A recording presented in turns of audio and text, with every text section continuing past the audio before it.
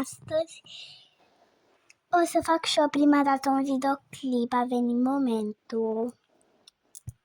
Am făcut și o casă pentru voi, pare o casă foarte simplă, dar o să mai fac din ea și o să fie mai frumos decât o să. Mă rog, în fine, hai să începem videoclipul. Bam! Ce dimineață frumoasă, nu pot să... Mi-era atât de somn până am dormit și cu căștile. Acum mă duc ca să-mi fac... Revenim. Gata, mă duc să-mi fac micotejuni. O să fac o fier fără nimica. N-așez.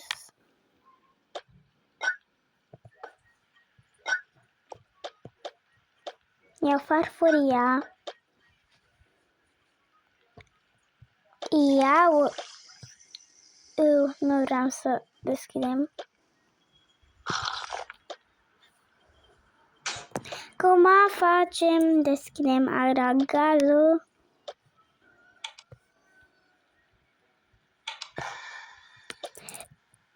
Gata.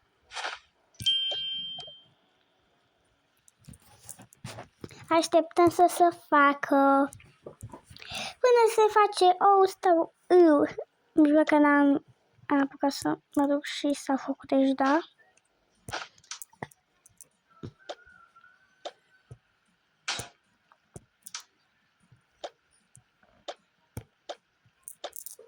Luăm laptele din frigider și gata, ou cu lapte.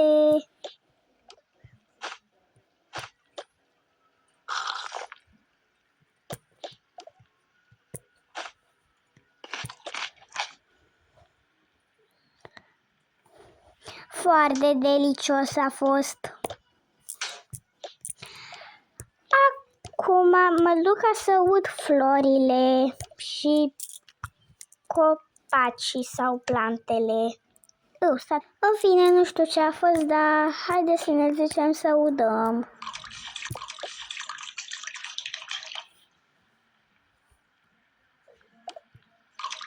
Gata.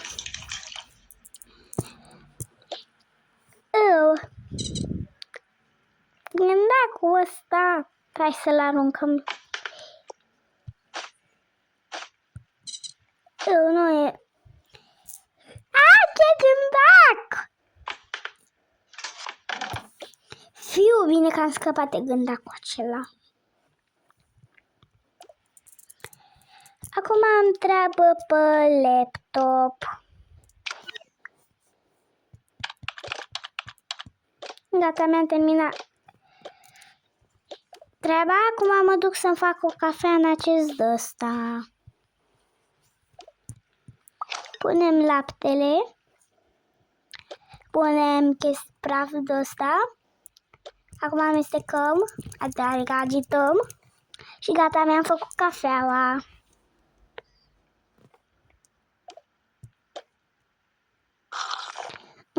Foarte bun. Acum îmi fac asta pentru că o să plec undeva.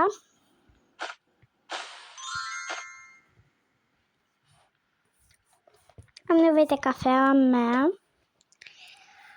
Și de chestiile astea, că poate... Adică nu, că mai bine îmi cumpăr de la magazin cafea, în fine, dacă nu mai am. Atâta ne-au, rest nu mai ne-au nimica. Și căștile. Le pun aici și încă vreau să ascult mine, le pun aici și când vreau să ascult muzică, ascult. Ăsta.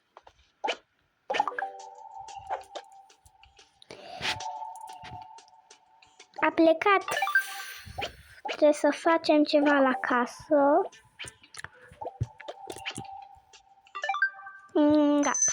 Acum plecăm în drum bun. Acum vin la cinema și după aia o să ne ducem la bloc la prietena mea.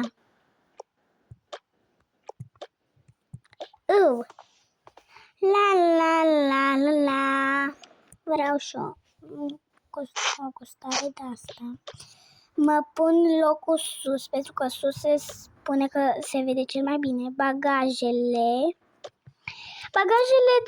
trebuie să le punem jos aici. Mă pun aici, în colț. Aici. Acum așteptăm ca să mai vină oameni. La.